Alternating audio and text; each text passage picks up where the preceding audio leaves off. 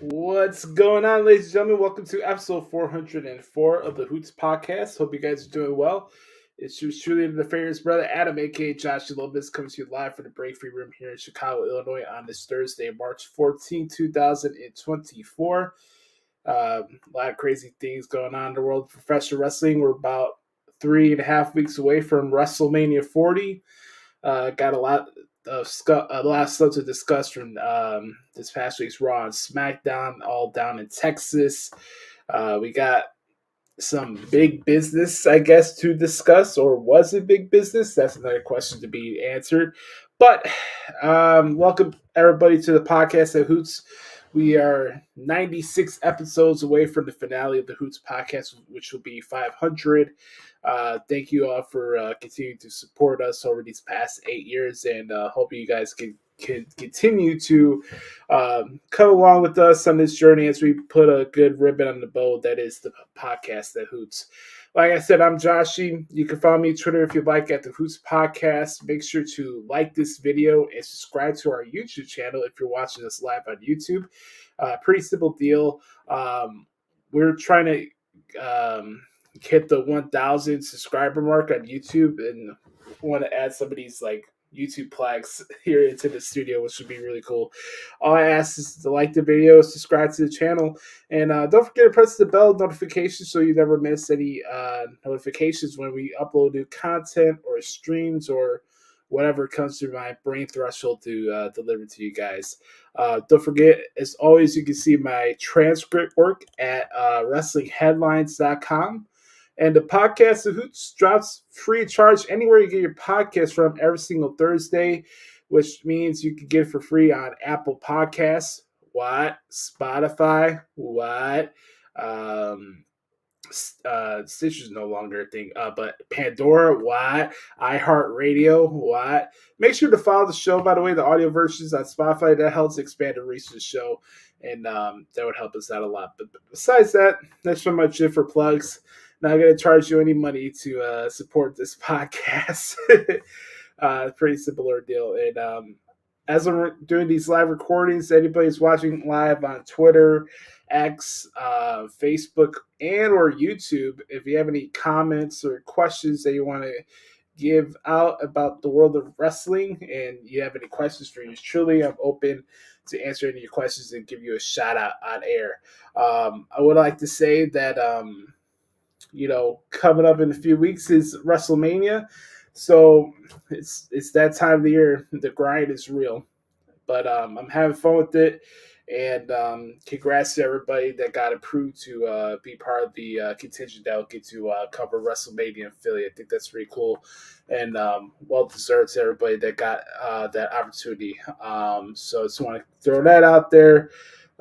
We got a lot of wrestling stuff to hit. And I know some of you may want to hear my thoughts on what's going on with the Bears since I'm here in Chicago, and NFL free agency started this week, so I can talk a little bit about that as well. I'd like to have a little conversation with you right now before we get to the wrestling talk and let you guys know a little bit of what's going on with me. It's not just a wrestling podcast, it's also a live podcast, and especially for those who are watching or listening to us for the first time, this is your back porch style of wrestling talk. So it's a little different pace and a little different vibe than your standard professional wrestling podcast. But I like to bring you guys into my life. This is my platform to speak my mind without fear of judgment, stupid comments or whatever. I can freely express what I want to express and then keep it at that. If you ask me right now, am I happy with how things are going right now in my life? I'll say yeah. I'm very grateful for the things I've been able to attain since I started this transformation project last May, and the progress continues to come. And I got another doctor checkup coming up on Monday, so I'm kind of curious to see where I'm at. And I was kind of talking about this last week, where I kind of hold some shame that I got myself in the position that I did as far as like my weight and health is concerned. But I feel like I made a lot of progress along the way these past eight to 9 months, and I have a certain goal that I'm going to hit, and I'm excited just as much as anybody else to see what's going to come out of it at the end. But it's a journey, man. I'm not gonna lie. There's good and bad days that come with this. More from I guess, a self confidence point of view more than anything. It's not a lack of work ethic or drive or motivation. Anybody that knows me personally knows that I'm motivated and driven, and I work hard to a fault at times. But this journey has been rewarding in a lot of ways, but it's also been a reminder that I should have got myself to this situation, and I hold some shame to that. And I also hold some shame for the way I've gone about certain things and stuff like that. And for those who don't know, the nature of my workout stuff comes from walks. Um, I did a lot of research when I got into doing this project, where it is more, you know, more productive, and with the goal that I had to shed off weight by walking, as opposed to going to a gym and paying whatever fee it is every month and running and other stuff. I helped my dad out with his food delivery route. I've been doing that for the last couple months on the side, so I could work on my muscles and gain that stuff in, like just move my core muscles and everything. And that's been fun. Get some money on the side, get to hang out with my old man, but also more importantly, just get some different type of work, and it's labor work than it is anything else. So that's been fun. I've been having a lot of fun doing that. Get some money on the side and get to hang out with my dad. But every part of this journey has been a process for me, good and bad. And it's also opened my eyes to what I want and what I need out of my life right now. Um, you know, is there a part of me that's disappointed that I didn't get approved to get the media credentials for WrestleMania 40 this year? Yeah, I'm not gonna run for man, and I'm not gonna be ashamed of it because I care, and I felt like I earned it. I felt like I've been earning it for the last 10 years, and you know, sometimes the nose catches up to you, and I don't know if that's an omen or a message, but sometimes you can get exhausted, but at other times, professionally, you get told no, no, no, no, no, no, no, right? And I try to keep a brave face and put my nose to the grindstone and just let my work speak for itself, and have that wishful hope, I guess, that one day the door will open for me. One day I could get the opportunity to be in a press box to cover WrestleMania. And I think for those who don't understand, at least from my point of view, as somebody who's been tenured in this wrestling media field, that's not been rooted in rumor and innuendo nonsense and misleading the audience and trying to act like I have all the sources and stuff. I'm one of the very few people within this field, on air and off, that provide genuine, authentic content for the wrestling audience. And, especially with my transfer work specifically, um, you know, I I those credentials I put to a really high guard, because within my field, that's a source of validation and a prize. There's not really awards, I guess, for wrestling podcast awards or stuff like that to shoot for. This is like the holy grail for me, and this is the stuff that I shoot for my calendar year. And it would have been a source of validation for the work I've been putting into, especially this past year. I feel like I've been dishing out my best work as far as transfers are concerned. You could look on the Google search engine and type in any of, like, let's say SmackDAHN March 8th, and you'll see my articles ranked very high on the Google search engines. And, I I see the numbers that we get on the site for the articles that I type out, and I don't know, man. It's a little frustrating. I'm not gonna lie. It's been messing with my head the last couple of years, especially the nose, and then having to run into that whole furlough situation and et cetera, et cetera. And this is the part of the wrestling content creation for me that's a struggle in trying to balance it. Like, I know that I'm good at doing transcripts. I know I'm good at transcribing matches and promos. I know I'm halfway decent recording a wrestling podcast. I mean, this show has now gone past 1.1 million downloads and plays as I'm talking to you now here on March 14th. And it gets to the point where you're wondering, what am I not doing? You know, what's missing? You know, and why do I keep being told no? And again, could that be an omen that maybe this is not meant to be? Maybe I'm not meant to be in the press box. Maybe I'm more meant to be actually behind the desk and calling a WrestleMania and working for the company. Maybe that's it. I don't know, man. But one thing I do know, and I want to bring this back full circle as far as my personal journey that I'm on right now in this transformation project. I just don't have time to waste. And I think really that's something that's been on my mind a lot because, I've had my wits end of living here in Chicago. I have nothing that I want within myself in my career and personally is here. You know, it's just not. Like, I'm here, my physical body is here in Chicago. Grateful that I have my family and a really good support system. And this is not directed towards anybody within my family, but I'm here, but I'm not living. You know, I'm doing what I need to do to survive. I've started to learn how to cook, which has helped me out in a lot of ways. I've been good with saving my money. I've been, like I said, I've been trying to better myself with the health stuff and, you know, taking it month by month with the amount of weight that I can lose and stuff like that. And still, I'm not living. I'm not in a place within my heart that I'm fully happy. And that's that's that's the only thing that I need to know, an indicator that I need to go. And I'm not saying this is going to be in a couple of months or anything. My goal was to move out of Chicago by the end of this year. I'm turning 30 in May. I'm not married. I don't have kids.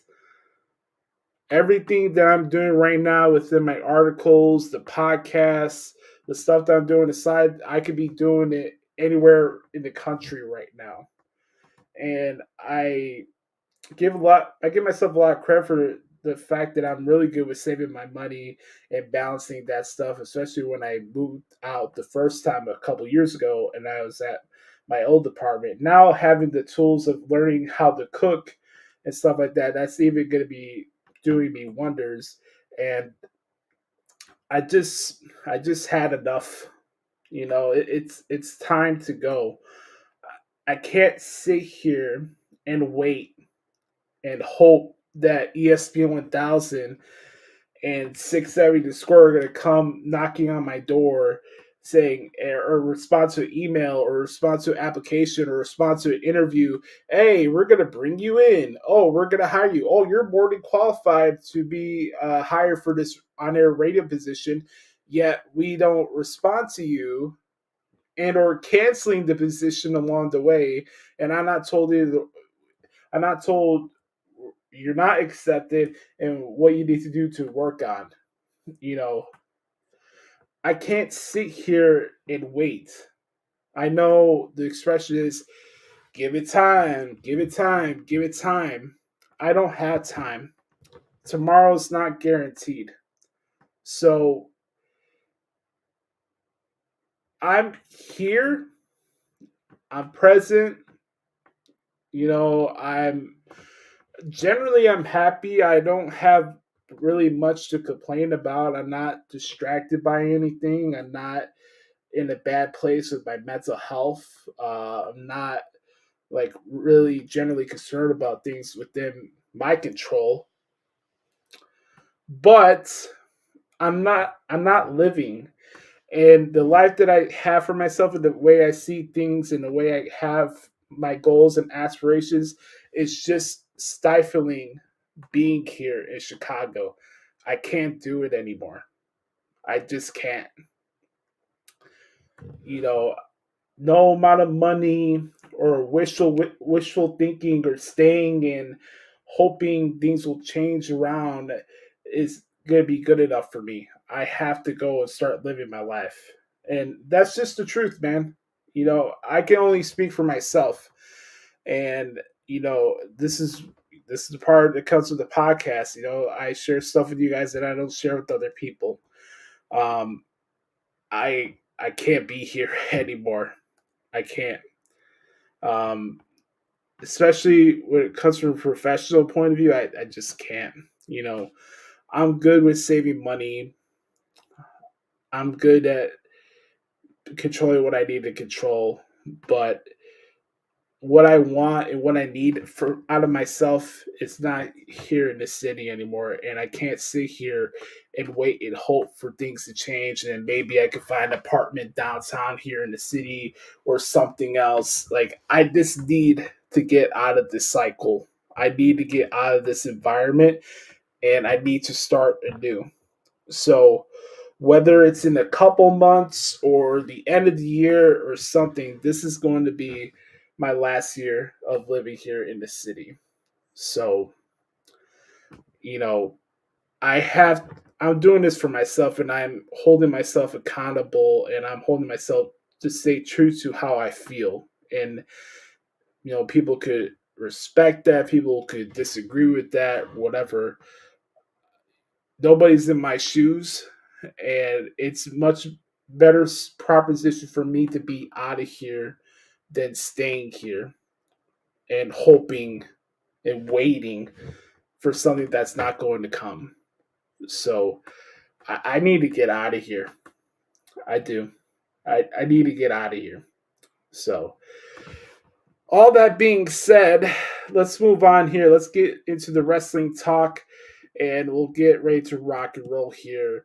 Uh, First off, we'll start off with this week in WWE, and we'll give you my thoughts on what happened on SmackDAHN. We'll get into Raw, everything going on with WrestleMania, and then sprinkle in some NXT talk as well as we voyage on here on episode 404 of the Hoots Podcast. We'll be right back.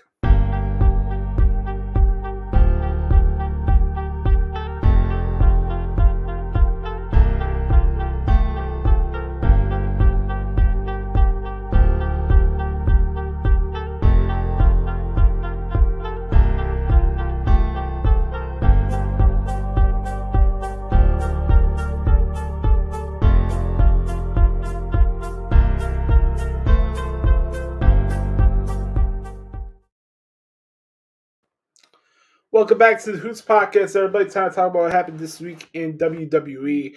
We're about 3.5 weeks away from WrestleMania 40. First and foremost, I want to give a couple shout outs since the last time I've talked to you guys here on the show. Congratulations go out to the U.S. Express of Barry Windham and Mike Rotunda, and also Thunderbolt Patterson and Muhammad Ali along the way. So we have 3 new members of the 2024 class to the WWE Hall of Fame added on since the last time I spoke to you guys. So I want to give congratulations to U.S. Express, who are also part of the first WrestleMania. Thunderbolt Patterson, a great wrestler from the territory days. And also, congratulations to Muhammad Ali, who's also had a big impact in the wrestling world, believe it or not. And also had an interesting encounter with Antonio Inoki in the past. So congratulations go out to everybody. And also Muhammad Ali was a part of the first WrestleMania as well. So you get a little sprinkle of everything, which is a nice little way they're going about it with the Hall of Fame this year. Is a celebration of the entire company within the 40 years. I don't know who else they're gonna add to the class. It's starting to get a little loaded right now, and they don't do the Hall of Fame the same setup like they did a few years ago, where it's just a standalone show and it would go on for like 3 or 4 hours. I remember, I think the last Hall of Fame ceremony that I went to was in 2017, which was the Kurt Angle one. Um, DDP was in the class. Who else? Oh, Teddy Long was in there. That was a cool induction. That one was in Orlando, and I was, let's see, 2017. I was 23 at the time. Crazy how fast time goes, right? So, um, yeah, that was the last Hall of Fame standalone Hall of Fame show that I went to. So that was a lot of fun. Let's start off with SmackDown since I'm a little behind everybody. This is kind of the blessing and curse when it comes to doing this podcast, where like we do it on Thursdays. It fits with my schedule, but also I don't get the opportunity to react immediately following SmackDown the night after. I'm doing the transcript, and by that time, I'm just mentally fried and I need a break. Even you truly needs a break from wrestling sometimes. But uh, it's becoming a running how I say this, like a running theme here on this show, man. You gotta start putting some respect on the Rock's name.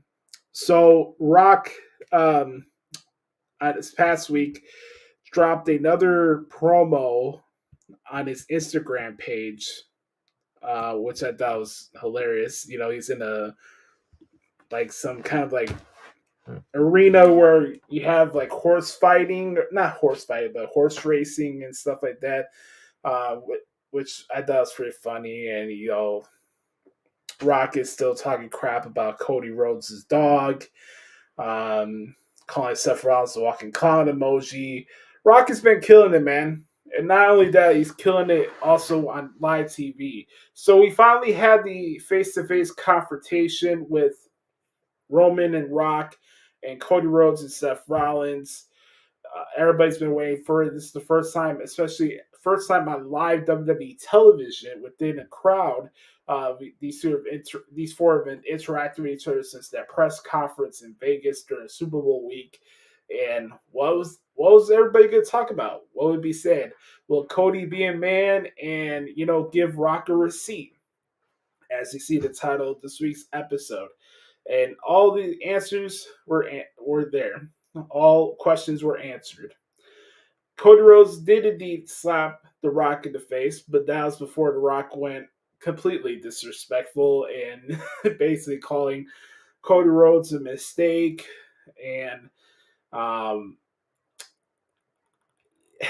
gotta tell you what, man, seeing the facial expression that The Rock had when he received that slap told me one thing. He is screwing over Roman Reigns at WrestleMania.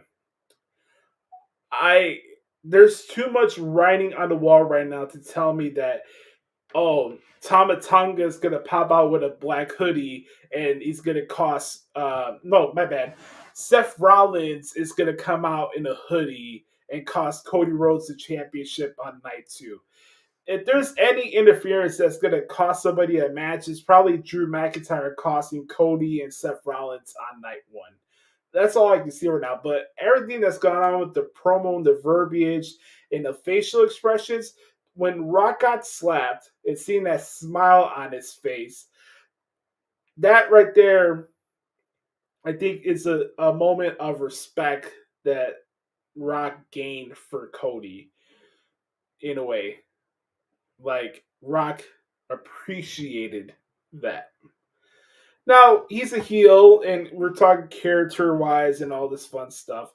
Sure, Rock is going to talk crap about Cody tomorrow with SmackDown being in Memphis, and we'll continue the animosity and stuff like that. But this the way The Rock's facial expressions were as the show's going off the air, that gave me an indication there is like, okay, all right, Cody, you got that dog in you, and it goes into all the other promos that have been attached to this program, especially that first initial Instagram promo that Rock put out, where he's like, "I called you after the Royal Rumble, and I told you, hey, the people want this match. People want Roman Reigns and The Rock. The people are not ready for Cody and Roman. Cody, with all due respect, you can finish your story another time." Or, when that moment happened on SmackDown in Birmingham, and Rock says in his to Cody's ear, like, "All right, hey, let's do this for his soul man. Let's do this for the dream." This is all tying in one way or another to Rock screwing Roman Reigns over at WrestleMania. Now, a whole bunch of different scenarios can be thrown out there. I know a lot of people have been tossing out the second coming of the Avengers Endgame. A lot of people have been talking that and saying that, either Rock or Roman are playing the role of Thanos. You're going to need Jey Uso, Sami Zayn, Kevin Owens, Stone Cold Steve Austin, of all people, running out and all hell's breaking loose. A Pier 6 brawl during that Bloodline Rules match. But there's two specific things for me that really stood out the most with everything that we saw between Cody, Rock, Seth, and Cody these past two shows. One is what I just mentioned there. I think that indication of that slap was the last thing Rock needed for validation within his own narrative and agenda to trust Cody Rhodes to screw over Roman Reigns. I think that's the main thing there for me. And then the second part, we go into Monday night, and Cody's having the sit down interview with Michael Cole, which I really enjoy when they do these interviews with Michael Cole. Michael Cole's been doing some of the best work of his career as he's heading towards the tail end of his announcing career. And he's definitely a Hall of Famer and one of the best announcers of all time. But just the ambience of the segment, how Cole goes about questioning Cody Rhodes, how can you trust Seth Rollins given your history, everything going into WrestleMania. Seth Rollins, in his own way, wants to be the top dog, and he's going to get in the way of you finishing your story. And then seeing how Cody flipped the script, and it's like the story is not about Roman Reigns anymore. It's about Cody and everybody that's been following him through the journey of his career. And I thought it was interesting, Follow Me to the End, which was a little tie into the lyrics from the song Kingdom. There's a line there, "Follow me to the end." Dun, dun, dun, dun, something like that. I forgot the other line after that. But, I I love that interview with Cody and Michael Cole. I thought it was really good. Brought back a question from Raw a few months ago during the fall, which those little context clues and stuff like that. It's always nice to see within a wrestling show.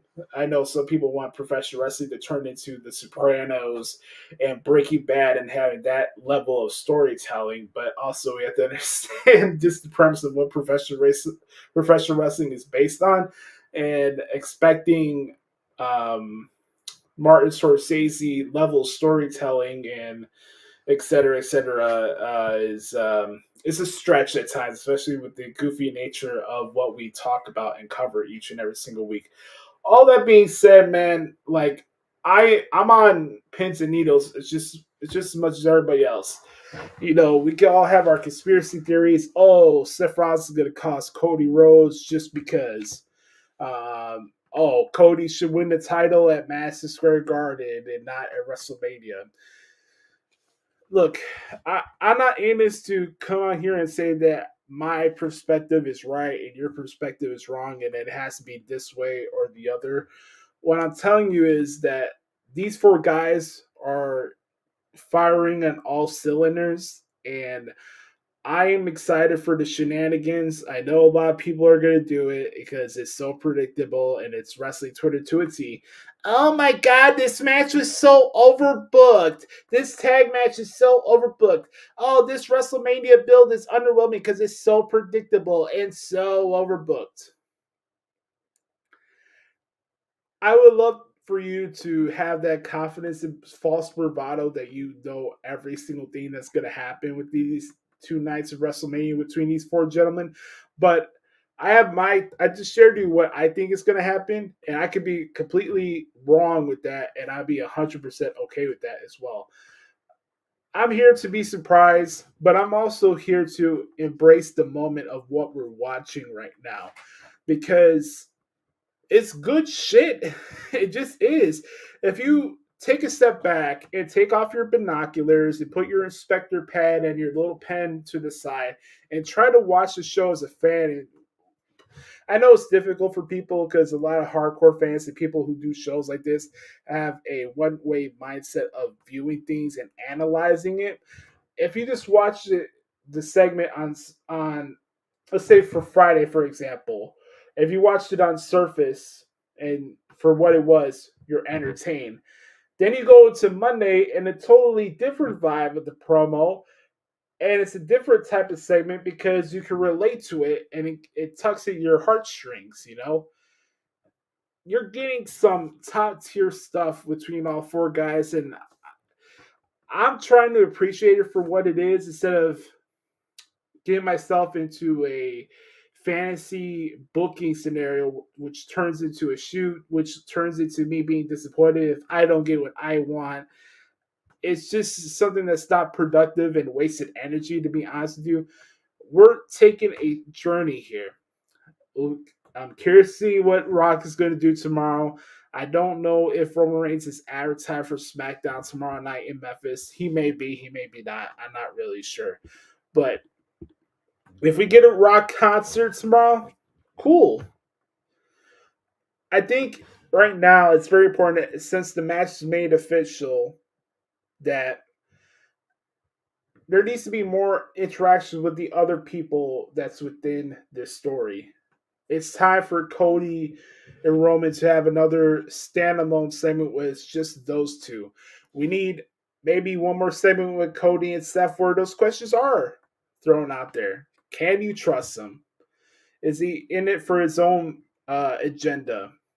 You know, is Drew McIntyre right? Is Seth Rollins a spotlight junkie? I thought those two had a very good segment on Raw this week. Sure, on paper it looks like Drew McIntyre is being tossed to the back burner, and it's just business. But I'm just as excited for the Drew McIntyre Seth Rollins match as I am the Roman and Cody match because really the future of Raw is really predicated on what's happening within that match between Drew McIntyre and Seth Rollins. So whether Drew McIntyre is some type of henchman for the bloodline, which is a full circle moment with him fully becoming a hypocrite, and Seth Rollins saying that you remind me more of CM Punk as the days goes by. I thought that was a good line. And then, you know, we have the injury thing that we always have to worry about with Seth Rollins. Like, is this a scenario where his ego gets the best of him and he gets destroyed and this causes him to miss television? What if Seth Rollins is so physically destroyed within the match that he has with Drew, which is carrying over from the night before, that he's not even involved within the night 2 main event and Cody's left to himself? You know, there's so many other questions and things I could ponder and pontificate and guess. What I'm telling you is right now, we're in for some good shit, and there's going to be some big fight feels within this WrestleMania card right now that's being shaped out, and I'm here for it. I really am. Now, I'll say this. I do appreciate the fact that Bayley had a sit-down interview with Caleb Braxton this past Friday on SmackDown. And I thought it was okay, but there's definitely been some momentum that's been taken off this match between her and Io Sky, which is unfortunate. I think those two will have a good match, but it's definitely not anticipated right now. So we can balance out the segment here. I'm not saying that I didn't like it. You could tell that there's something off that's not clicking on everybody for right now. I guess Bailey's having a match with Dakota Kai. There's a thing that went on backstage with Naomi and Bianca Belair where Naomi's starting to feel bad for Bailey, and Bianca Belair is still petty towards Bailey because of their rivalry. And, maybe this ties in where those two go after the Kabuki Warriors for the tag titles. There's so many different scenarios within that match and that whole thing with the women's championship on SmackDown. But I can notice the fact that match is not having a lot of buzz and momentum added to it. So that's that. I know a lot of people were kind of 50-50 this week with the announcement of the six-pack ladder match for the tag team titles at WrestleMania. Now, I, just like everybody else, would have loved to see Miz and R-Truth get their moment one-on-one against the Judgment Day. I don't think anybody would have had a problem with that. And this is part of the WrestleMania where everybody got to get an opportunity to be on the show.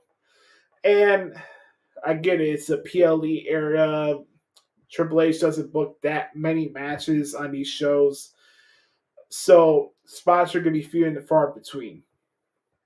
I told you before that I think I said it last week, right? Like, I get it's a 2-night WrestleMania, but you do not need to have multiple matches where what happens on night one affects what happens on night two.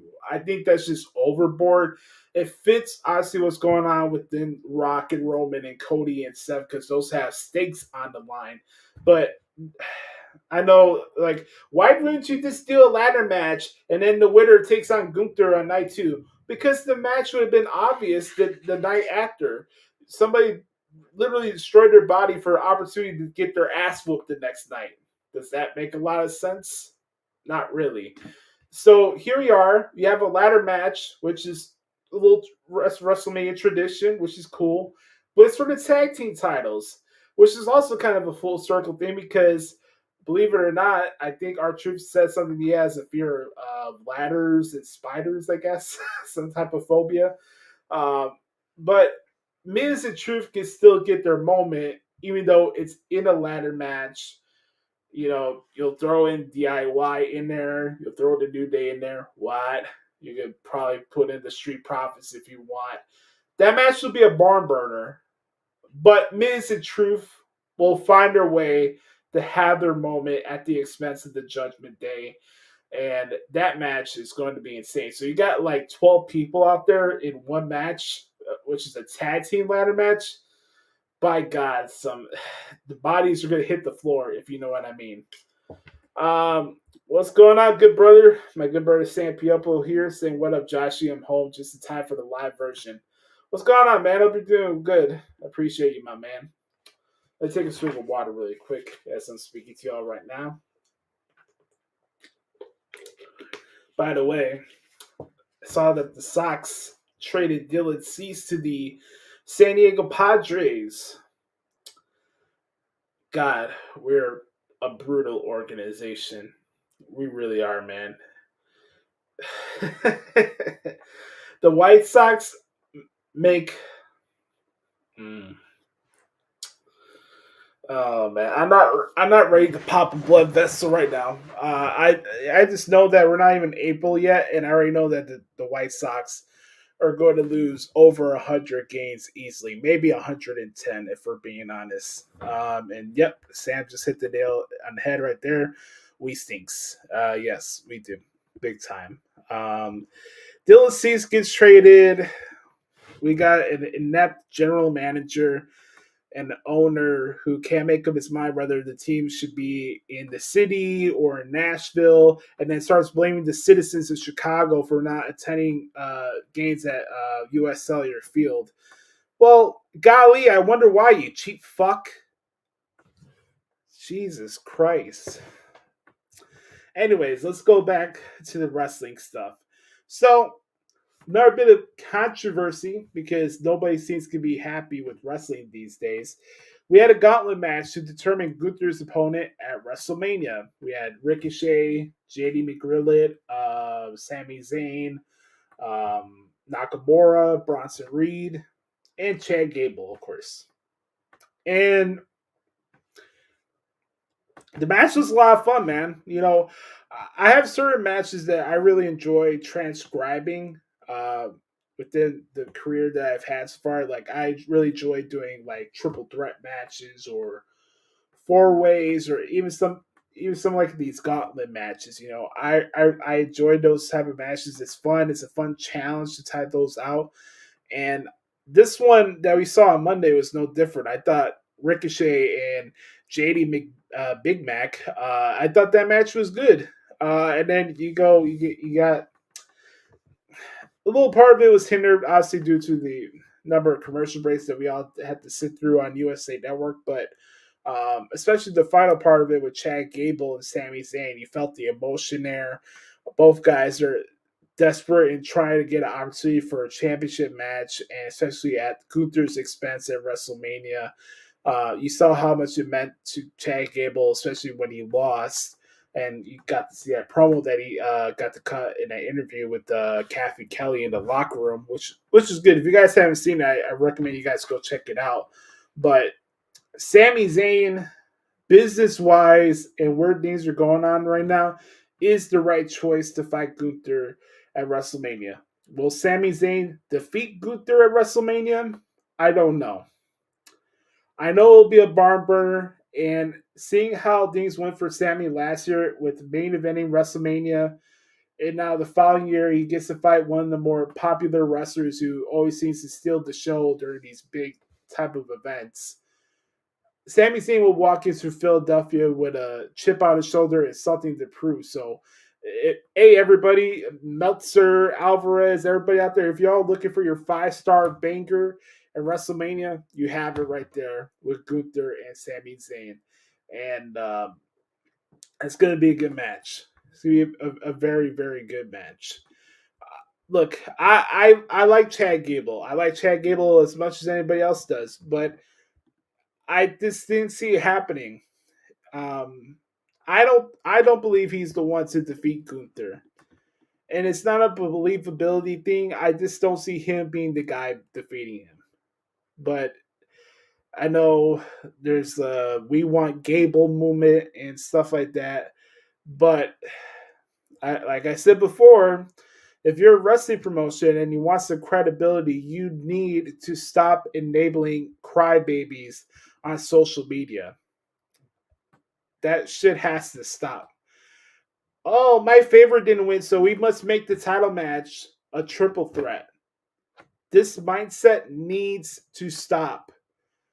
And I know everybody thinks that Bryan Danielson walks on water, but this whole stuff stemming back from the Yes movement has, in a lot of ways, ruined the fun of wrestling, where we can't enjoy a match. People are livid over the fact that we're getting Gunther and Sami Zayn just because Chad Gable's not in the match. But, we need a triple threat. People are pissed that Liv Morgan is not fighting Rhea Ripley for the Women's Championship. Let's make that a triple threat. The solution to any complaints is not always a goddamn triple threat match. Can we cut the crap already? Maybe I'm different and maybe I was born in the wrong era, but the sense of entitlement and crybabiness and that we have to sit through on all these shows, regardless of it's AEW or WWE, is getting ridiculous to this point. Like, enough already. So, look, cool. Try to force Chad Gable into the match with Gunther and Sami. The match is gonna be good regardless, but I had it up to here with my favorite didn't win a number one contenders match, so let's do a triple threat match. How fucking creative! And these are the same people that whine about the lack of creativity from wrestling bookers and stuff. Seems like it happens every year. Yep, there's always one program that people scream triple threat to. Yep. Yeah, you hit the nail on the head, Oos. I, for me personally, I do not condone enabling entitlement. I just don't. I don't care It's okay to have your valid criticisms, but if your only solution is forcing people into a triple threat match that don't need to be in a triple threat match, it's just ridiculous. It also goes back to that WrestleMania that I went to in Tampa Bay where it was Roman and Edge and Bryan Danielson. And then guess what? Roman stacked both of them and got the victory. So we could have just had Roman and Edge one-on-one, but no, we got to throw in Bryan Danielson because, oh, he's leaving soon. Oh, he's still being treated badly. Get the fuck out of here. What else did I forget to mention from programming this week? Oh, shout out to Becky Lynch and Liv Morgan. I liked the match. It was very physical. Becky Lynch won. Nia Jax attacked both ladies. Milton Bradley attacked both ladies, excuse me. Becky and Nia will have a last woman standing match on Raw coming up on Monday. So we'll see how that goes. I don't know about you guys, but I have a feeling that Rhea Ripley is more likely to retain at WrestleMania, which I don't think is a bad thing. But you can see how much this means for Becky. Like, she still needs to prove to herself that she's still number one. So I kind of get the premise of what their feud is based on. But, man, Rhea get louder and louder pops as the weeks go by. And she's undeniable, man.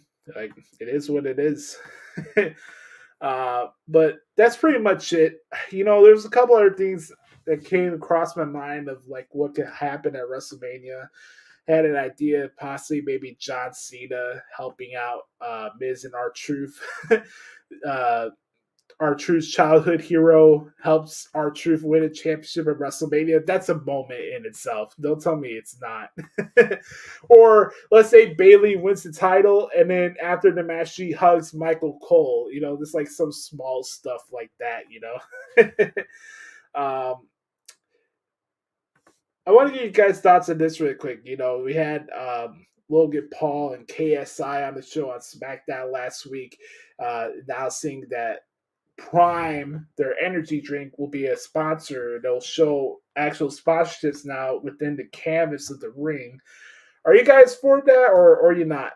I don't know. I'm kind of like 50-50 in between. I am kind of a traditionalist in a sense when it comes to professional wrestling, but I also understand business too. So, if it's okay for UFC, I guess it's okay for WWE stuff. But are you for that stuff or no? Love to hear your guys' thoughts. But I will say one thing that I am in for. Randy Orton against Logan Paul. Yes, make that happen. Now, here's the thing. Here's where a triple threat match would work. With Randy, Logan, and Kevin Owens.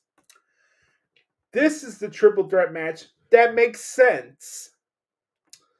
And it would actually work. I don't think Kevin Owens is going to be left off of WrestleMania, so we can throw that out there.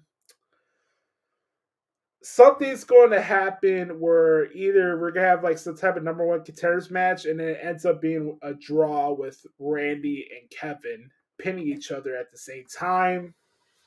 Or kind of like old school wrestling where you have a number one contenders match with Randy and Kevin on SmackDAHN on TV.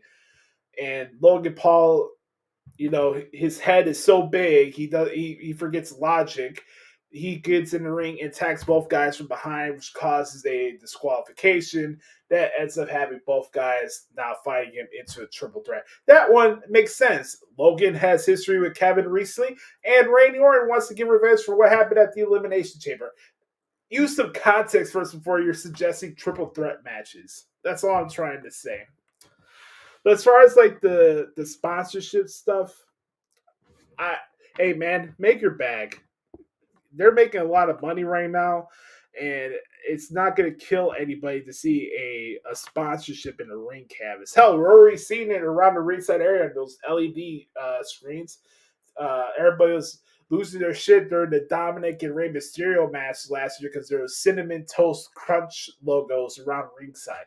Guys, it's a fucking business, man. It's not the end of the world. Seriously. Anyways, I think there's one more grudge match that hasn't been announced yet for WrestleMania, and I think it might be coming from SmackDown, and that's probably going to be Rey Mysterio and Santos Escobar. Rey is scheduled to be on SmackDown tomorrow night. I think that's a pretty obvious option to go to, if I'm not mistaken. So we'll have to see how that goes. I do want to talk a little bit about NXT before we get to the main event segment. By the way, if you guys have any thoughts about what stood out to you, good, bad, or different from programming this week, I'd love to hear your guys' thoughts. Also, don't forget to like this video and share the show with your friends. Appreciate it as always. We got NXT that happened this past Tuesday. By the way, shout out to Trick Williams, man. That guy is gaining a lot of momentum, and I guess the good brother has some riz. Good for him, man. If you guys haven't saw the segment with him and Metaphor, so I just found this out the other day that him and Lash Legend are a couple, so good for them. That's pretty cool. But Lash Legend is in a group called Metaphor. They interrupt the promo that Trick Williams is cutting on Carmelo Hayes on on NXT this past Tuesday, and Lash tries to like slap Trick in the face. He blocks it, and they just start making out in the middle of the ring. The crowd's losing their shit. But the funny thing is, like, she like leaned into it too. So hey man, some people got it like that. So congratulations out to Trick Williams and Lash Legend. I thought that's pretty funny. By the way, I know today as we're recording this is Pie Day. My favorite pie is Poontang, and I'll leave it there.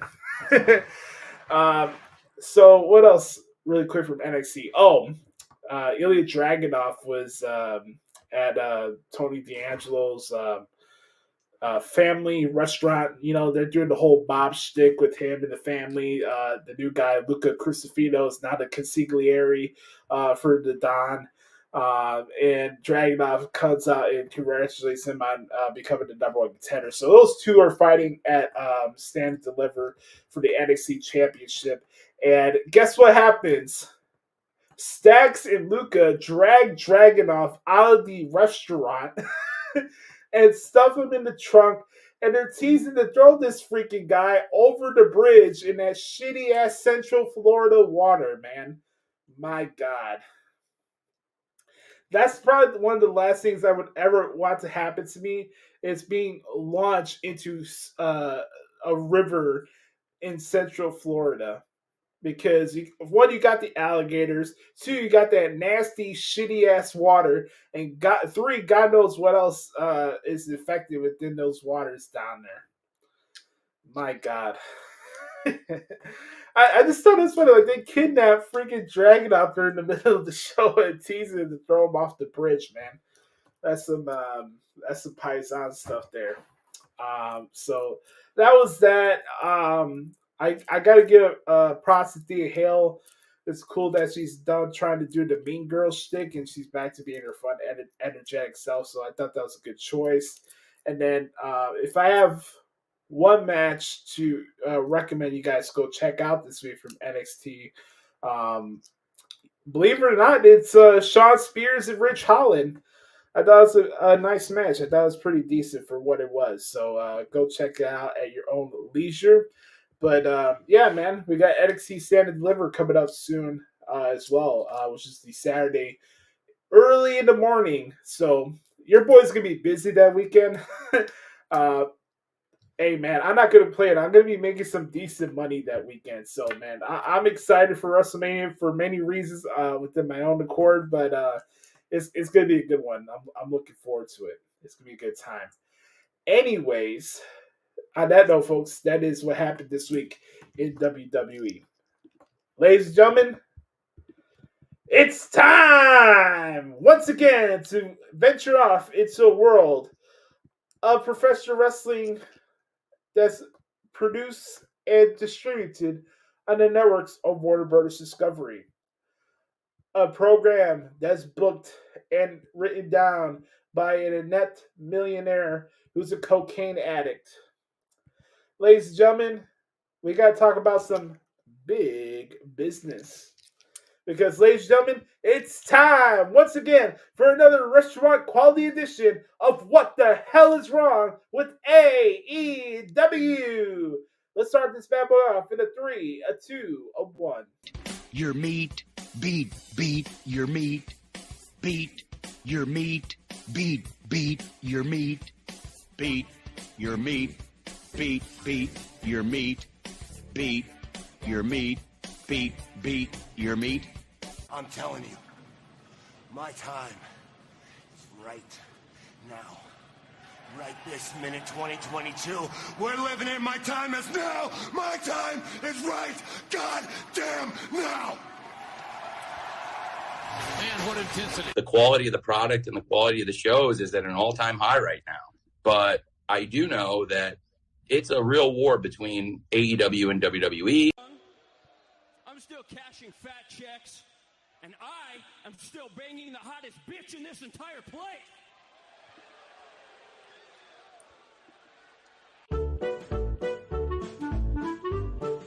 It's time for What the Hell is Wrong with AEW?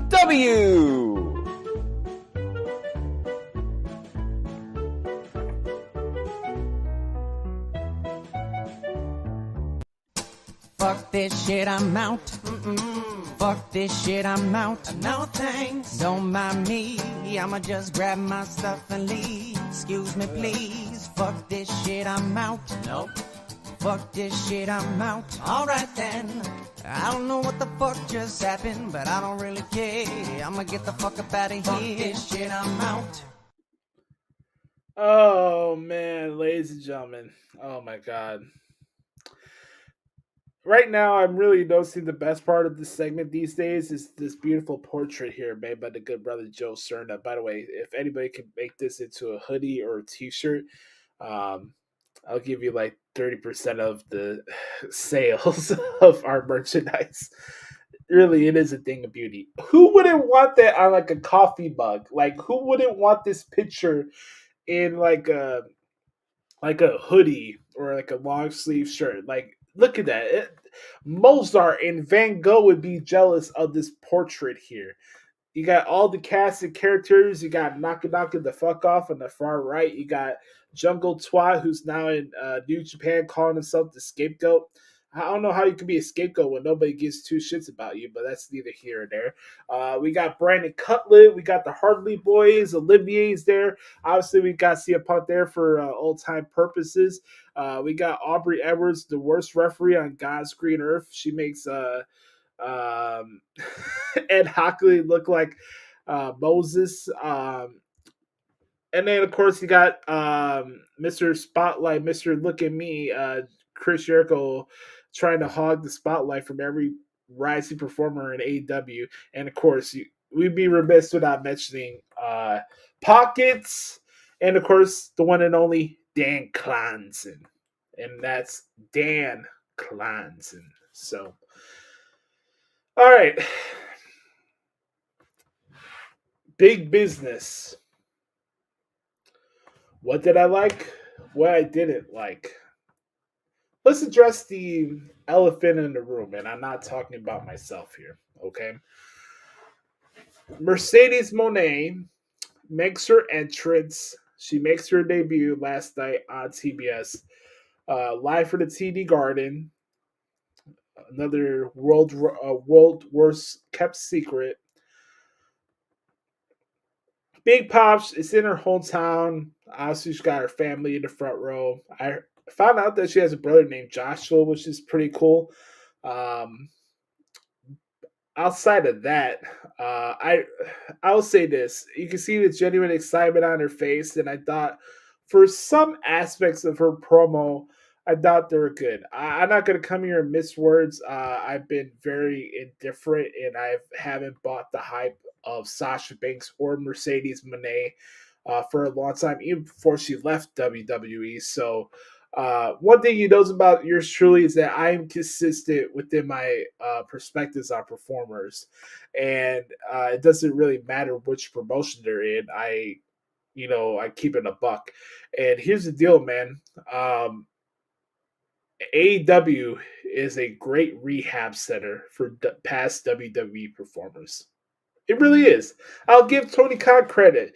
He founded a WWE rehab center where their shows are also ending up being dirt cheap vanity projects. So you got a lot of misplaced egos who are now in another promotion, and they can all banty around each other, sing kumbaya over the fact that they're not in the evil WWE and they escape prison. That's always a funny line that I always hear from people that leave WWE.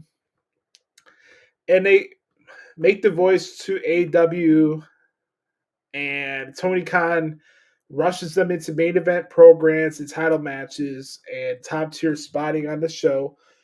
And then 4 months later, nobody gives a shit. I hope this is not the case for Mercedes Moné. I will give credit where credit's due. She's very, very talented as an athlete and very good at what she does in the ring. I will give her that. I will say that her offense could be very generic at times. I've been consistent with that. Her promos are hit and miss with me. If that makes me a hater, I'll take that as a badge of honor. I have subscribed to this theory from John DeHood. If you're going to be offended, be offended. I'm not apologizing for how I feel about shit anymore. Be offended by it. I really don't care. So I'm not going to come here and completely trash it. I thought it served its purpose. Is she going to be a game changer? No. Is she going to bring in new eyeballs to the promotion? Maybe. I haven't even looked at the ratings yet for Dynamite to see what it was this week. I mean, does it really matter? They were under 800,000 last week. So, watching this moment last night, and I'm watching it, and I'm like, okay, I've been waiting for this moment. It's not like everybody had any doubts that she wasn't going to be there. But at the same time, I throw my hands up in the air, and I'm like, you have a good opportunity to give me a reason to give a fuck what she has to say and does for the next couple months.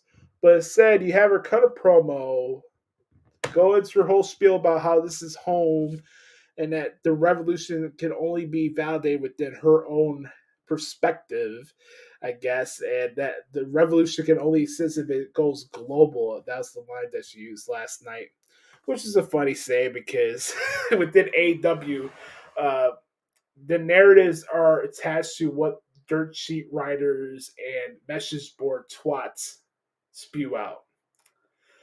And she fed into that niche audience, and she did a good job of it, so I give credit where credit's due. Her theme song is absolute dog shit. Let's start off there. That theme song is JoJo Dutch to the highest degree. I'm not saying that I could do better, but God, man, and I've heard some crappy theme songs and instrumentals recently. The chick who will not be named on this podcast, I ran into the situation where I ran into the dude she chose over me and started to listen to. Oh, Sam. Let's see what Sam here says.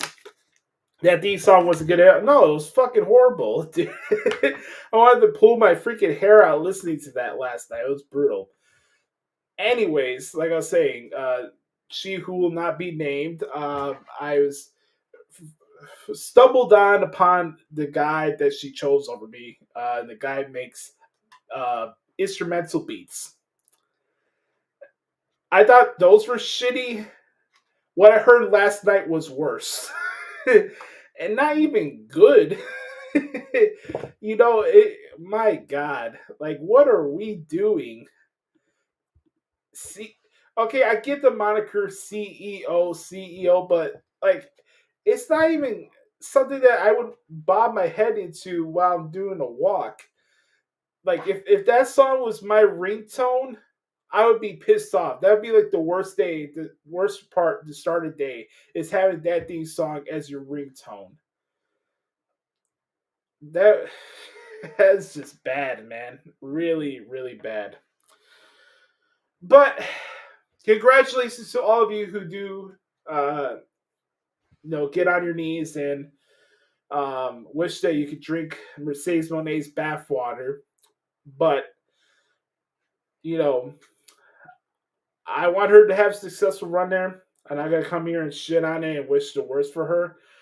But I'm not impressed. I still don't buy the hype. And that's just how I feel about it.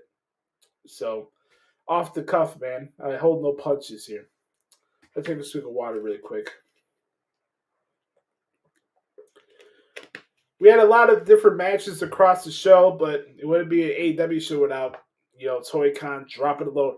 Oh my God! First hour of the show, we have Mercedes Moné. Then we have Samoa Joe and Wardlow. Then we have Bryan Danielson package. Oh, Will Ospreay kicks out the second hour. Oh, in between we'll have Okada and the Fuck Bucks against Ed Kingston, Pac, and Pentagon. So we get like all the guys that everybody wants to see in the first hour of the show. And then we get to the second hour. I'm like, oh, great. I'm watching Collision for the second hour. And then we have Riho and Will Nightingale. It's the main event. I get the purpose there. Sasha Mercedes got injured in a match with Willow at the San Jose New Japan show. They have history each other. I get it. Out comes Julia Hart and Sky Blue. They're part of the thing. Of course, it's an afterbirth brawl after every match. It's kind of surprised that Wardlow tapped out last night to Samoa Joe. I did not see that coming. I did not think that Wardlow was going to defeat Samoa Joe, but definitely did not see the tap out happening there. That was what it was. Swerve Strickland comes out with a weird look on his face, and he's trying to get after Joe. Joe, does the old bait and switch and heads to the back. Those two are probably going to fight each other at AEW Dynasty. Does Swerve become the champion in St. Louis? No. I am a fan of Swerve, though. I'm not going to come here and crap on him. But the match with Joe and Wardlow, I thought was decent. Those two have history each other. They kind of do that spot where usually somebody will go off, like diving off the turnbuckles, and then Joe will like walk out of the way. But Wardlow scouted that and then did like a flying shoulder tag off. I thought it was pretty cool. The trios match, we had Okada and the Young Bucks against Eddie Kingston, Pac, and Penthouse, as Jim Cornette would say, Pentagon Jr. By the way, enough with the Alex Abrahantes stuff. I don't know what's worse and the recurring thing on this program. Seeing this dude jump around with those stupid ass sunglasses and have like if you're a luchador, Alex Abrahantes is your manager. And then after that, we have to have more and more backstage segments with Officer Bar Brady to the point where Officer Bar Brady sing "Happy Birthday" to Matthew Jackson. AKA, look at me. I'm a fake tough guy, Matthew Jackson. Mr. I can't cut a promo to save my goddamn life, Matt Jackson. Happy belated birthday, I guess. Are any of you buying this shtick with heel Okada with the Young Bucks? Because it doesn't really matter if the Young Bucks are good guys or bad guys. They all practically have the same matches and the same match layout, and this was no different last night. Trios match, you got the dead quartz ref out there. Nobody knows who the legal person's in the ring. People are running in doing spots and tag team spots for 3 minutes where you're supposed to be out of the ring in 10 seconds. I felt bad for Tony, my guy, referee Tony. He called me from the arena last night, and he told me that he was at the show. And I'm watching the match, and I'm like, oh man, the deck quartz ref is there. I'm like, hey man, just close your eyes. I know it'll be difficult for you. So, watching the match was what it was. Okada beats Eddie Kingston with the Rainmaker. Now Okada will be fighting Eddie Kingston next week on TV from Toronto for the AEW Continental Crown Championship. By the way, the whole stuff with the Continental Crown title, when you already have an AEW International Championship and a TBS Championship, you have 3 males mid-card titles on your programming. It's kind of goofy. Let's be honest. Can we be honest with each other, guys? It's kind of goofy. I guess one of the few things that I did like for Dynamite last night was the Jay White and Darby Allin match. I said it before, Jay White's been highly underused and underappreciated in AEW, and this watered down version of the Switchblade has been not appeasing for my eyes, to be honest with you. But what he did last night with Darby Allin, and then what happened after the match where they finally turn on the Acclaim and that whole gang scissor bang stuff is over with. Hopefully Jay White can get back on track because that shtick was going way too long. So that was what it was. Let's see what else here. Did I forget anything? Oh, how can I forget? Chris Jericho is in a tag team with Hook now because Hook is now one of the new rising stars in AEW. Hey, you're getting momentum on AEW? Hey, let's have you team up with Chris Jericho. And then guess what? The next week, Chris Jericho gets Hook on Dynamite, live from Toronto. Great. Whoopity-doo. By the way, did I forget to tell you that they're giving away Edge and Christian Part 3 in an I Quit match on free television next week? What could go wrong? Somebody records Edge saying I quit where he doesn't say I quit. Oh, man. I want to enjoy this stuff, man. I'm not saying everything is bad, but I was seeing a lot of people on Twitter last night like, oh my God, AEW's turning the corner. Are we watching the same thing? I get it, there's a new set and new logos and color schemes, but turning the corner, they're on a hot streak, yada yada yada. I don't know about that. I really don't. One thing I do know is that Tony Khan is a expert of dropping his load and just rushing things that don't need to be rushed. So Karen Danielson will be taking on Bruv, Will Ospreay against Bryan Danielson at AEW Dynasty. First time ever matchup. It'll be fantastic, obviously. I'm not naive to that, even though I'm not the biggest Karen Danielson fan in the world. I do have a lot of respect for him. But why is this being rushed? You can hold this off for Double or Nothing. Who knows? Maybe this is a signal that Bryan Danielson is calling it quits sooner than we realize. So Bryan Danielson and Will Ospreay, you're not going to hear me complain about it. It is what it is. And then obviously the main event was Willow against Riho. Willow won that match. We had the whole thing with Julia Hart and Sky Blue. Mercedes Moné makes the save, and that's how the show goes out the air with that brutal theme song. So, yeah, that's pretty much it for Dynamite. That was okay. I wouldn't say last night was a great show or anything like that, but kind of more of the same as we usually get from AEW shows. So, that was my thoughts on that. I'd love to hear your guys' thoughts. Did you like Mercedes Moné's debut? Were you entertained by it? Were you appeased by it, I guess? What stood out to you from it? I'd love to hear your guys' thoughts. But one more thing to do before we wrap up this segment, as we usually do here on the podcast at Hoots, it's time to, once again, take a trip into something we call the Excrement Impression of the Week. Let's start this off, shall we? Coming to you live tomorrow night on TNT's another stellar edition of AEW Rampage. Here's your matches. First, we had Tony Storm and Mariah May in action. Right there, we have Kodose Takeshita taking on Commander. Right there, we got the team of Orange Cassidy and Trent Beretta taking on the Dark Orders, John Silver and Evil Uno. And the main event, it's a trios match between the Undisputed Kingdoms. The Kingdom. I got this wrong. Let me start it over, okay? Coming to live tomorrow night on TNT's another stellar edition of AEW Rampage. Here are your matches. First, in women's tag team action, it's Tony. I need to take a sip of water because this lineup is so JoJo Judge. This is a live lineup for worldwide television tomorrow. That's why I'm stammering my words right now. All right.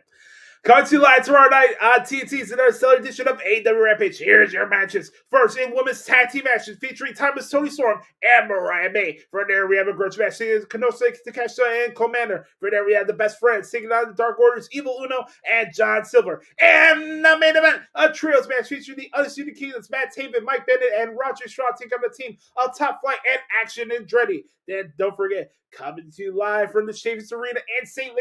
Louis, Missouri, it's the inaugural edition of AEW Dynasty. The first match announced, Bryan Danielson against Will Ospreay. More matches to be announced. Make sure to follow Tony Khan on Twitter at Tony Khan. Make sure to get all your AEW tickets right now at AEWTIX.com. Repeat, that's AEWTIX.com. Woo! Oh, man. This show and this promotion is something else. But I know we post a question each and every single week. I'd love to hear from you guys. Let me know what you guys thought about that whole Mercedes Moné debut. Did you like it? Did you not? Let me know. Hit me up on Twitter at the Hoots Podcast. But the question we ask each and every single week, and we love to hear from you guys as well. What the hell is wrong with AEW? This has been What the Hell is Wrong with AEW. What do you think?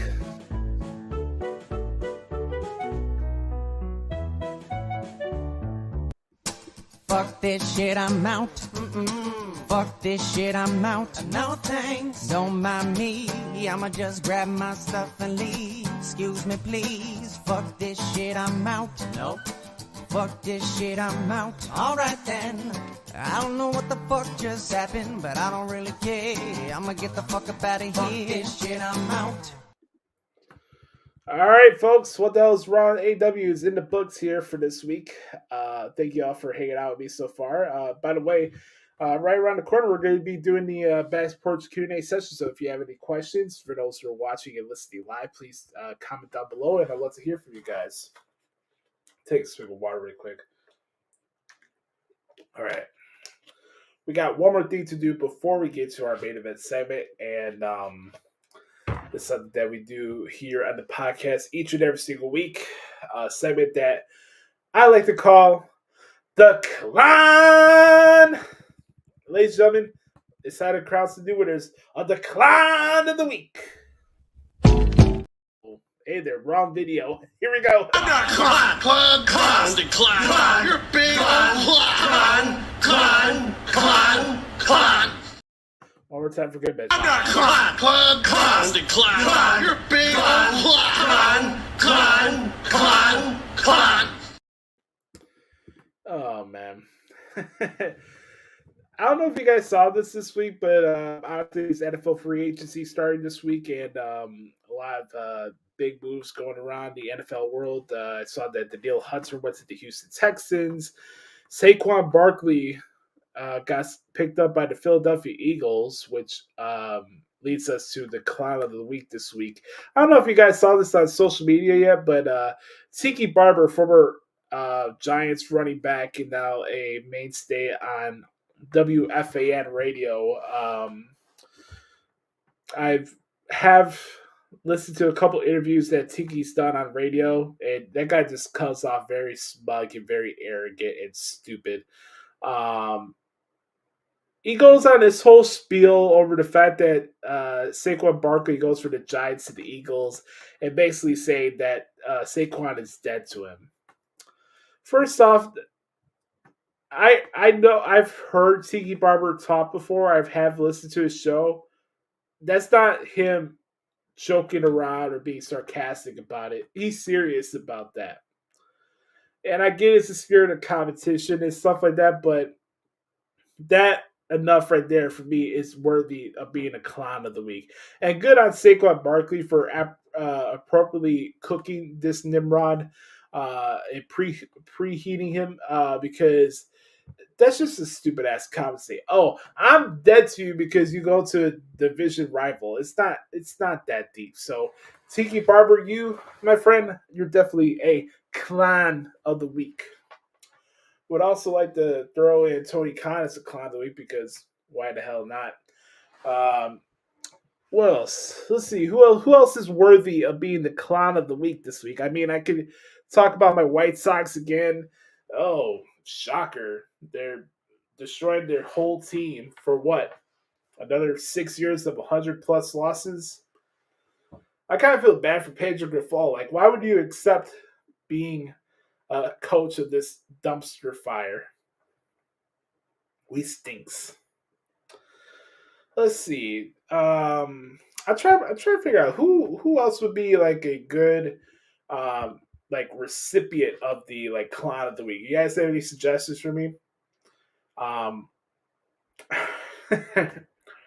This one should be a little controversial. How about Joe Biden as the CLAHN of the week?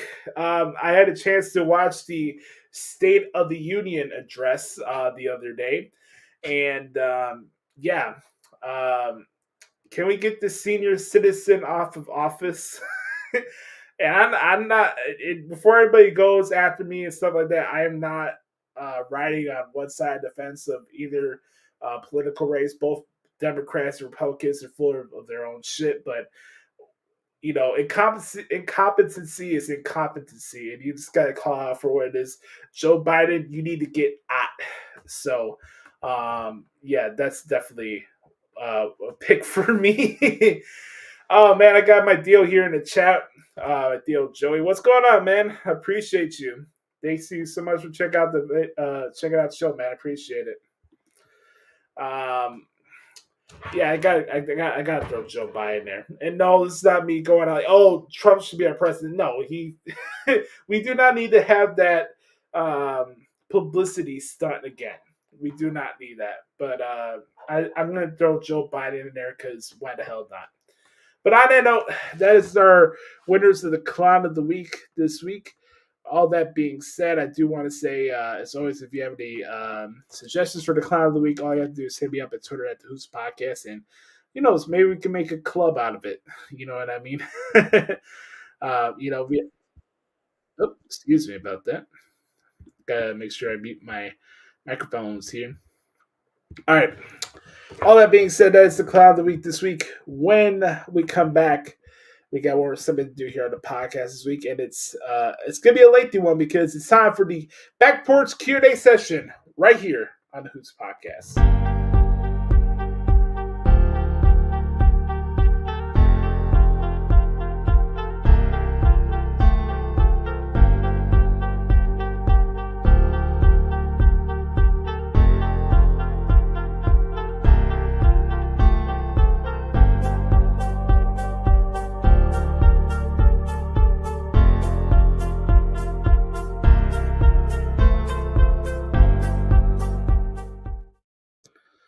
All right, guys, welcome back to the Hoots Podcast.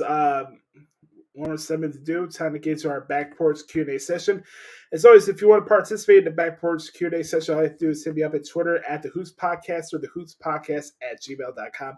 And if you would like to advertise for the Hoots Podcast, it's up at the same mailing address at the Hoots Podcast at gmail.com.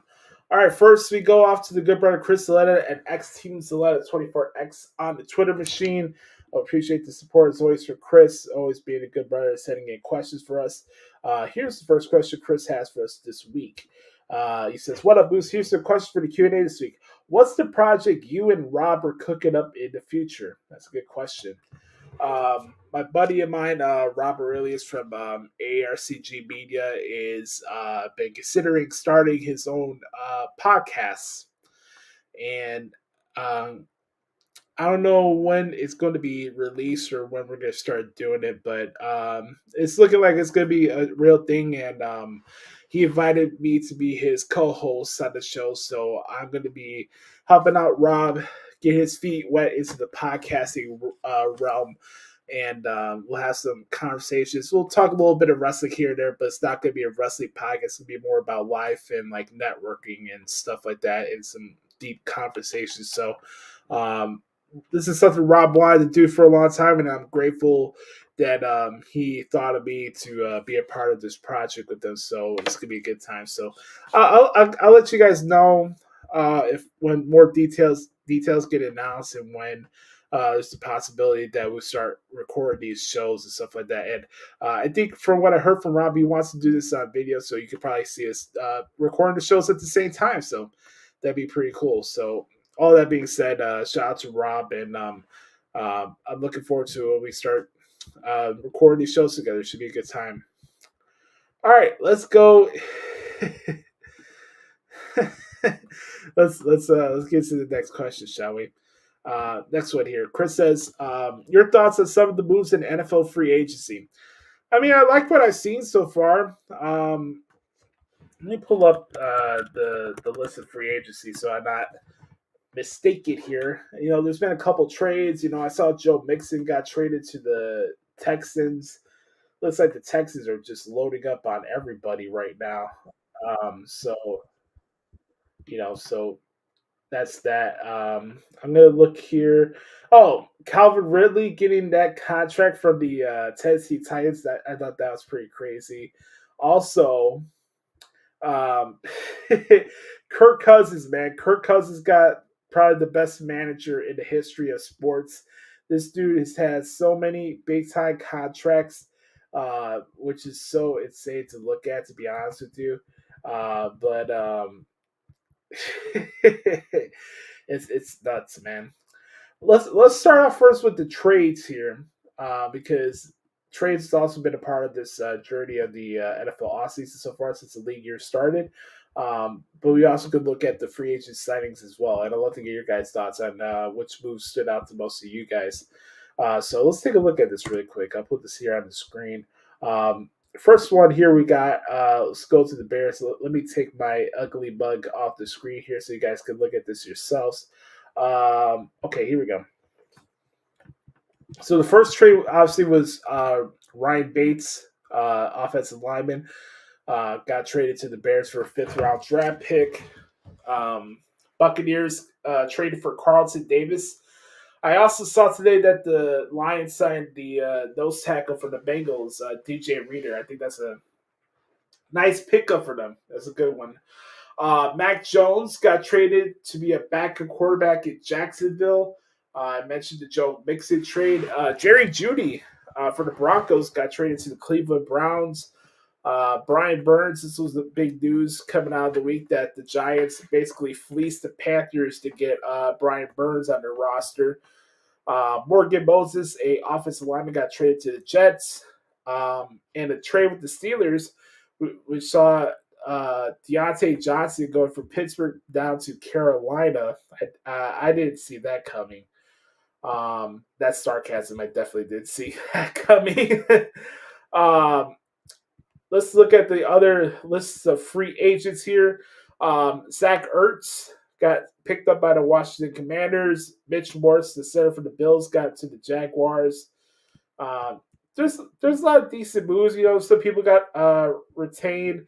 I thought it was interesting that the Packers, they picked up Josh Jacobs and let go of Aaron Jones, and then Aaron Jones goes to the Minnesota Vikings. That was interesting. So we got a question here from Sam. Let's see what Sam here has to say. Sam Howell just traded to the Seahawks. Maybe Justin Fields gets traded to Washington. I think that's a possibility. You know, I think some things are left up. I think there's some things left on the table, which is why I feel maybe the Bears haven't gone and went crazy with their spending, because, you know, what happens with Justin also has to be an indicator of how you want to shape the rest of your roster as well. So that's not a bad idea. I also had the idea of Justin possibly being traded to the Giants, but we'll have to see how that plays out. But that's a good suggestion, bro. It really is. I'm curious just as much as everybody else of how that's going to play out with Justin. Do we keep him? Will it be Caleb Williams? I tell you, man, I stopped listening to local sports talk radio here because The daily discourse over this situation between these two quarterbacks has been so nauseating that I just needed a break from it, to be honest with you. So that's that. What else? Oh, Russell Wilson is now a quarterback with the Pittsburgh Steelers. Mitch Trubisky is leaving the Steelers. He went to the Bills. Trying to remember some other moves. Oh yeah, Sam Darnold's now with the Vikings. There's been a lot of big moves here and there. Christian Wilkins, the defensive lineman for the Miami Dolphins, is now part of the Las Vegas Raiders. That was an interesting move. I mentioned Saquon Barkley earlier. There's a lot of good moves across the board from a lot of different teams. Bears picked up DeAndre Swift and Kevin Byard, two veterans. I've liked what I've seen so far. There's still some bigger names out there. Kind of curious to see what happens with the whole wide receiver position, because obviously that's something the Bears need to address quick in a hurry. T. Higgins requested a trade for the Bengals. Where does he go? Is this something where maybe the Bears could, maybe trade the 9th pick to the Vikings for Justin Jefferson? I don't know. That's the idea. There's a lot of different things going on with the NFL right now, and it's hard to catch up, stuff like that. But another receiver just went off the board, as I'm talking to you guys. Curtis Samuel, former receiver of the Commanders, just went to the Buffalo Bills on a 3-year contract. So 3 years, $30 million for Curtis Samuel. I know that was a guy that a lot of people wanted the Bears to go after. So that's that. So that's my brief breakdown of the free agency so far. Thoughts on Andrade and Judgment Day interaction? Where does it go, you think? Well, that's a good question. There's a good possibility where Andrade could more or less join the Judgment Day, which leads to Damian Priest getting the boot from the group. That's a possibility. I can see that happening. Or this could be something where this is Dominic's next feud, and Dominic and Andrade get to feud each other. But I like the proposition. I'm glad that Andrade's not just going to be sitting in catering, and they actually have something for him since he's come back. So that's cool. That's my brief thoughts on the whole situation there. Thoughts on the new Roxanne Perez. I get where she was coming from with her promo on Tuesday, but she's trying way too hard to be like AJ Lee. Trying way, way too hard. Especially the facial expressions, too. Reaction to Kevin Kelly being fired. I don't know what happened with him, man. I really don't. That whole situation as a whole is weird. I guess he's blaming Ian Riccaboni, trying to accuse him of, I don't know, trying to get Kevin Kelly to lose his job or something like that. It's so hard and confusing to try to pinpoint what actually happened. But I've been a fan of Kevin Kelly for a long time, and I thought he was good. Had some good work there with him and Nigel. But Tony Khan has this infatuation with Tony Schiavone, and I just didn't think it was going to work. And it was also weird when they did the first Forbidden Door, and they made Kevin Kelly the fourth guy on the chair, and that Kevin Kelly wasn't even allowed to call a match as a play-by-play guy for the Forbidden Door. It was always Excrement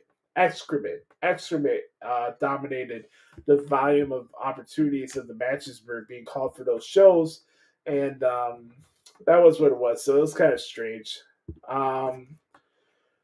Where do you think Mike Santana ends up? That's a good question. You know what, Chris? I think either Mike Santana goes to Impact, or he goes back to Impact, or he goes to NXT. That's my prediction. I think Mike Santana either goes to NXT or Impact? That's a good question. Last one here for Chris. It says, out of Okada, Ospreay, and Mone signings, who will have the bigger impact in AEW? It all depends on presentation and opportunity.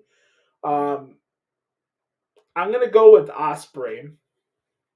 I think they're gonna try to run that guy to the ground, unfortunately.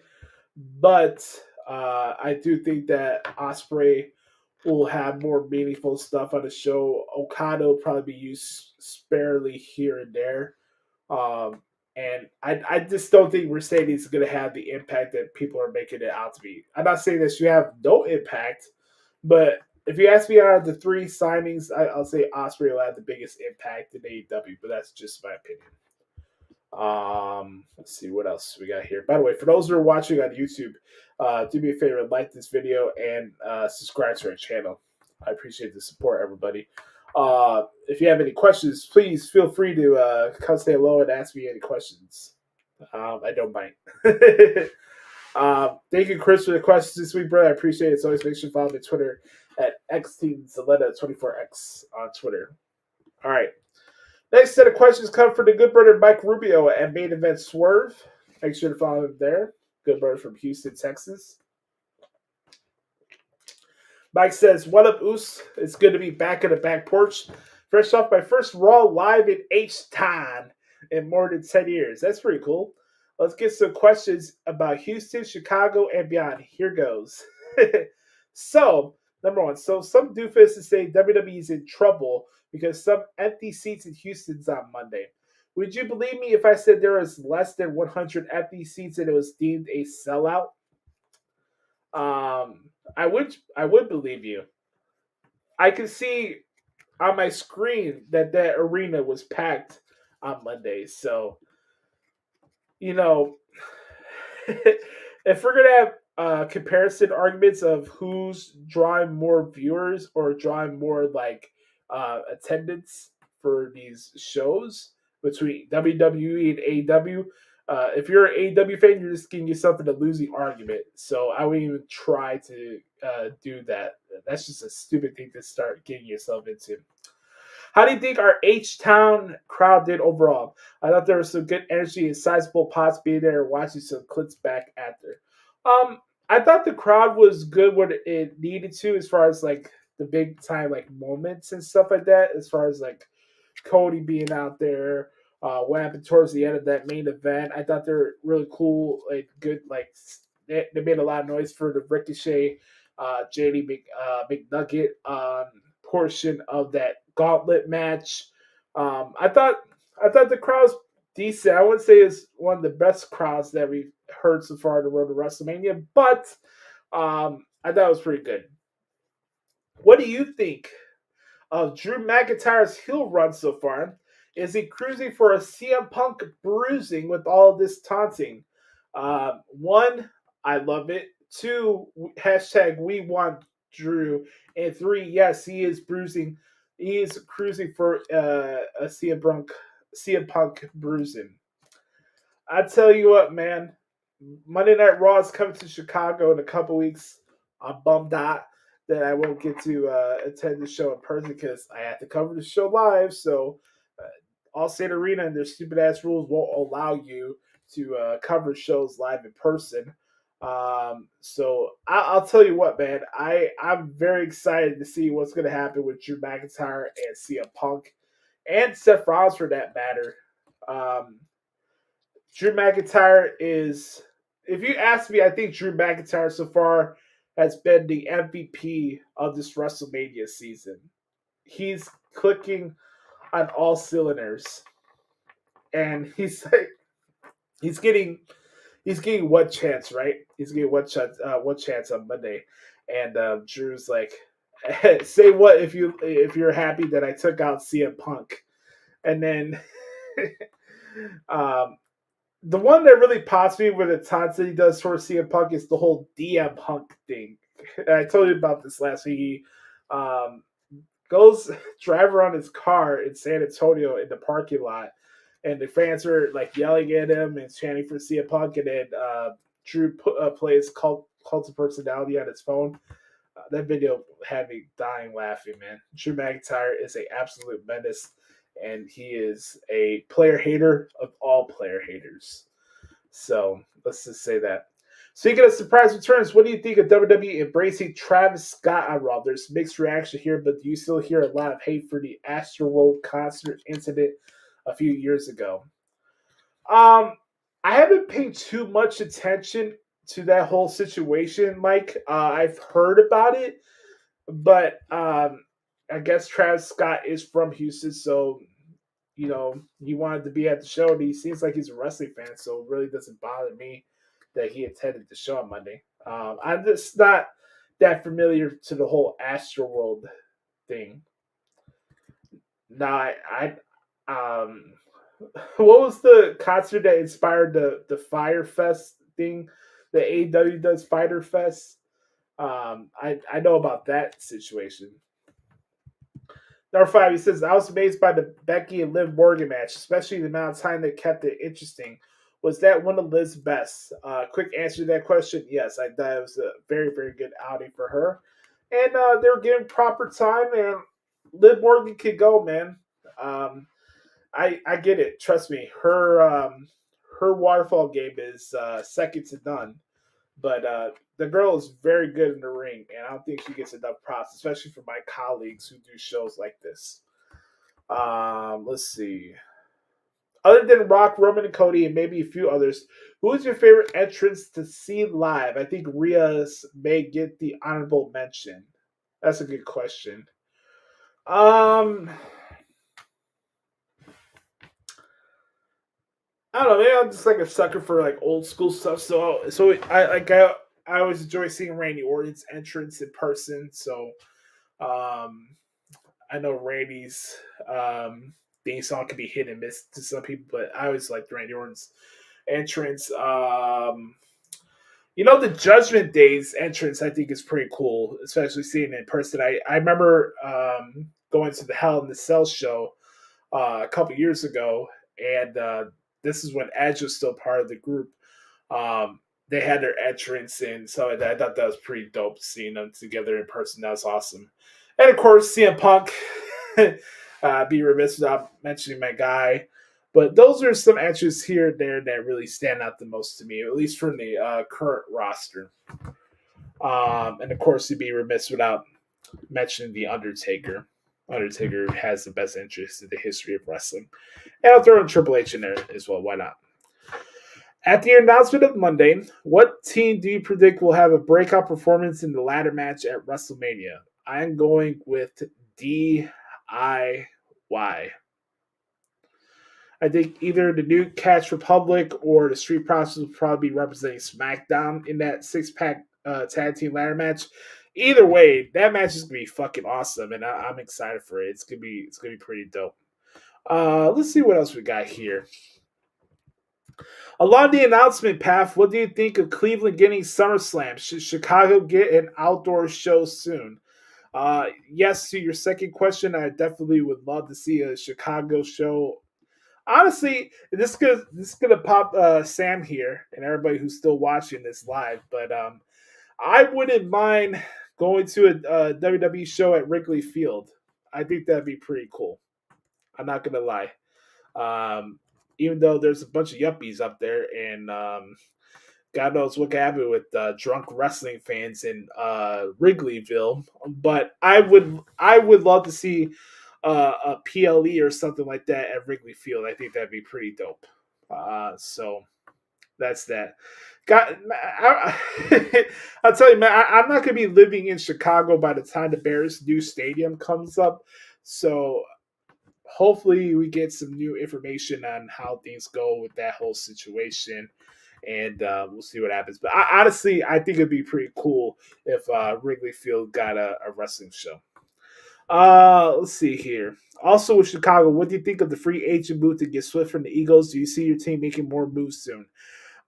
I think it's a good pickup because it's something that we need is out of the running back room. I know that a lot of people are upset about the amount of money that he got, but comparing $8 million a year compared to the $13 million that Saquon Barkley got from from the Eagles.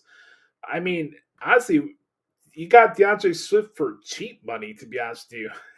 And plus, he had a good season last year, and we need somebody that's good with catching the ball out of the backfield. So you got a new offense. Oh my God! Are you ripping me, bro? Is this a shoot?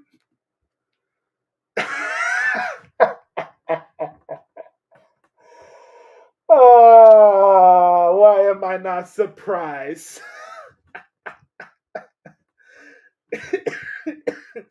I saw somebody seriously say this last night that Dynamite was going to hit over 1 million viewers last night. Let me see this again. 801,000. By God. I'm not even the biggest ratings fan guy in the world, but what does that tell you right there? You could bring in fucking Seth Rollins into AEW, and they're still not gonna pop 1 million viewers. You could bring in Randy Orton, and they're not gonna pop 1 million because you got an Annette Booker running this show.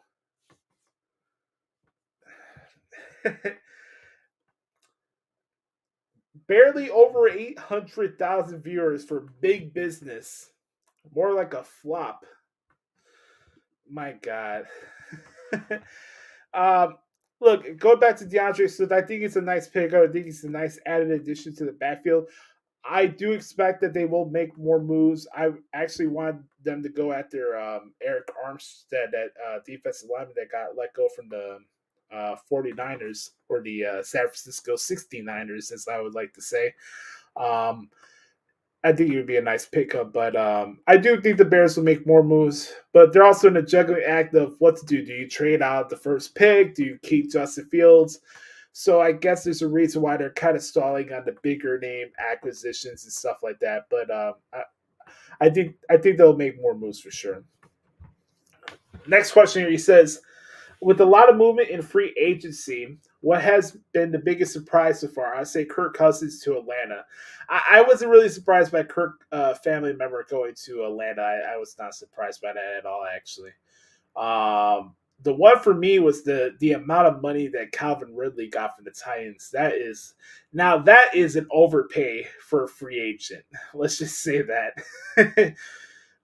Number 11 here, he says, I may be overthinking this, but what crossover is more likely to happen in WrestleMania season? Any superstar being on Abbott Elementary set in Philadelphia, or any Jason Kelsey moment during WrestleMania?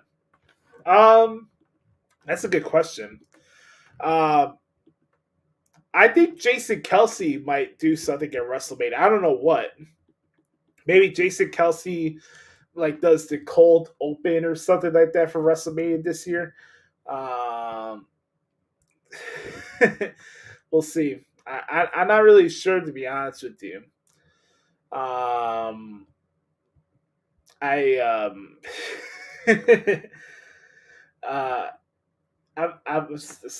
I'm thrown off by this number from Dynamite last night. That's fucking wild, man. 801,000 viewers. I do think Jason Kelsey will do something at WrestleMania, though, for sure. Also, do you see wrestling leaning into Rocky Creed references to trying to get Stallone or Michael B. Jordan involved in WrestleMania? There'll definitely be Rocky references. Would not be surprised if you see something with Cody running up those steps in Philadelphia like Rocky did. I would not be surprised by that at all. When 2024 began, would you have believed that The Rock would be at WrestleMania, but Bad Bunny wouldn't? No, not necessarily. I thought one way or another The Rock was going to be involved at WrestleMania, so I'm not really surprised by that. What do you think of a Tiffany Stratton-Bianca Belair match at WrestleMania? Too soon, or just right with limited history between the two?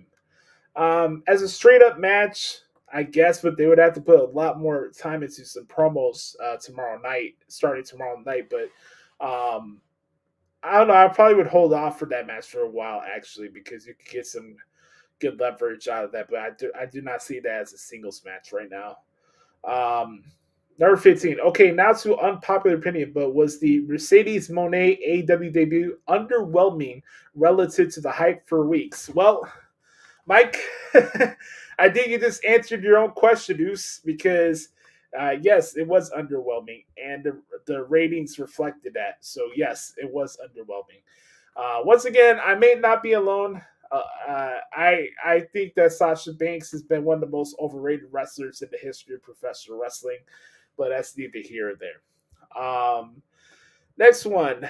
To be fair, which is more surprising, that all the hype of big business and the sellout was only half of the building capacity, or that AW was out-trended by the Love is Blind reunion after an hour? Wow.